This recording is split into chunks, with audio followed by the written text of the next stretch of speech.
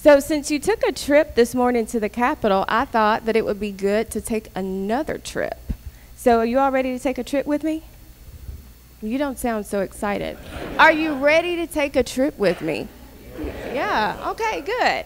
So I want you to come with me, come back with me to 1860. 1860, okay? 1860 is when E.W. Hilgard is appointed Mississippi's state geologist. And as the state geologist, he files a report that's titled The State Geology and Mississippi's Agriculture, and he also identifies, guess what, the Jackson Dome. Come with me again to 1920, when the Mississippi legislature forms the Conservation Committee. And for all the ladies in the room, I hate to tell you this is a brief announcement, I checked. There's very little estrogen that's on this committee. Not a lot of women on the Conservation Committee at all, okay? Come with me again to 1972, okay? This is really, really important to me. 1972, the Mississippi legislature forms the Oil and Gas Committee, and John Neal is the first chair of the Oil and Gas Committee, and John Neal is from Jones County. Ladies, again, very little estrogen on the committee. But what's so important to me about John Neal being from Jones County is that the vice chair of the Energy Committee in the House is from Jones County. So we move forward from 1972, where we have the legislature forming the Oil and Gas Committee, to the 21st century, 2013. We have Senator Terry Burton, who is chair of the Energy Committee. He also chairs the Public Utility Committees. And we also have myself, who's chairing the Energy Committee in the House. And just last year, in 2013, we passed 46 bills, ladies and gentlemen, 46 bills that dealt with energy and the environment. 46 bills. So we are using your tax dollars very wisely. We're just not up here drinking coffee and going to dinner. We are working. We're working just a little bit. 46 bills. In fact, the 2013 scorecard for the American Council for Energy, Efficiency, and Economy rated Mississippi as one of the top states for improving the energy legislation in its state in the entire country. Can you imagine in just 11 years that the state of Mississippi is predicted to have growth of up to $4 billion of net economic output, $1 billion of wages, and also $1 billion to small business owners? Isn't that just astounding?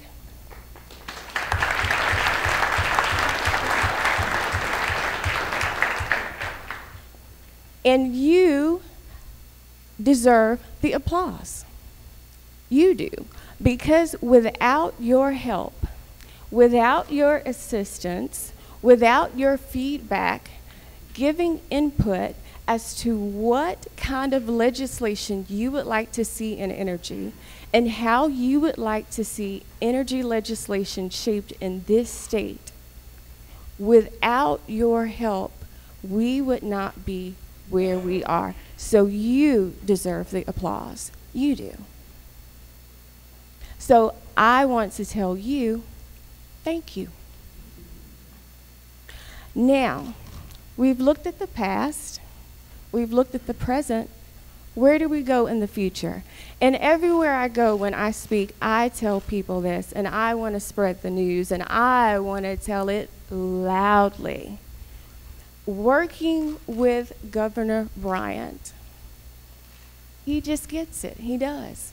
He knows how important energy is to the state. Working with my speaker, he gets it. He knows how important it is. Working with my colleagues in the House, working with the Lieutenant Governor, working with my Senate counterpart, Senator Burton, he gets it. He knows how important it is.